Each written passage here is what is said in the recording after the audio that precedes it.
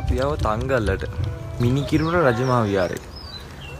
චෛත්‍යකුත් ඇදීගෙන යනවා. එතකොට සාමාන්‍යයෙන් අඩි 10ක 12ක වගේ හිටි පිළිමයකුත් තියෙනවා.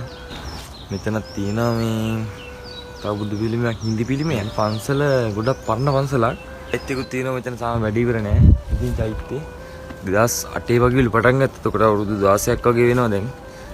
වැඩ ඉවර නෑ. ඒක ගොඩක් පරණ වුණාට ගමේ මිනිස්සු අලුත් වෙන්න ඒ වගේ කතන්දරක් තියෙනවා. මේක දැල් තියෙන්නේ නාමල් රාජපක්ෂ මහත්තයා කියලා කියනවා. මේ දන්නේ නැහැ හයිඩම් විස්තරයක් කියන්නේ පන්සලෙන් කිව්වේ අපිට එහෙම දෙයක්. මේ පිළිම හදලා තින්නේ චෛත්‍ය නම් ගමේ තමයි ඒක දෙලා හදලා තියෙන්නේ. ඉතින් මේ තින්නේ එක පිළිමයක්. එතකොට මේ තින්නේ අනිත් පිළිමේ. ඒක සාමාන්‍යයෙන් අඩි 12ක වගේ හිටි පිළිමයක්. දැන් තීරණය කළා තිබුණේ අපි තමයි දැනක් ඒගොල්ලන්ට කිව්වේ.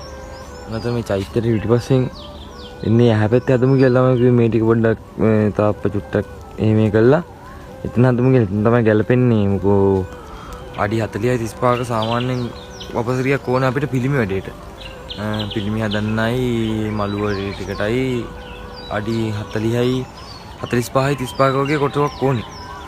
ඉතින් පන්සලේ වෙන තැනක ඒ වගේ ඉඩක් නැහැ. චෛත්‍ය පිටුපස්සෙන් තමයි තියෙන්නේ. ඉතින් තමයි තීරණය කරේ හදමු කියන එක. බලමු ඉතින් කොහොමද දන්නේ හාමුදුරුවෝ දාන එකට වැඩලා දැන් අපි පල්ලෙහාට යනවා. මේ අද ඉන්නේ අපි තංගල්ලේ. හොරනේ දැන් උදේ ආවේ. දෙයක් කරන්න ඉතින් ලොකු කැපකිරීමක් කරනවා. අදත් නිමාඩු දාලා ආයුති උන්දී පාන්දර. නමෝ තේ බුද්ධ වීරත්තු විත්තමුත්තෝ සසබ්බදී සම්බාධ පටිපන්නෝ සමි අස්සමේ සරණං භවති.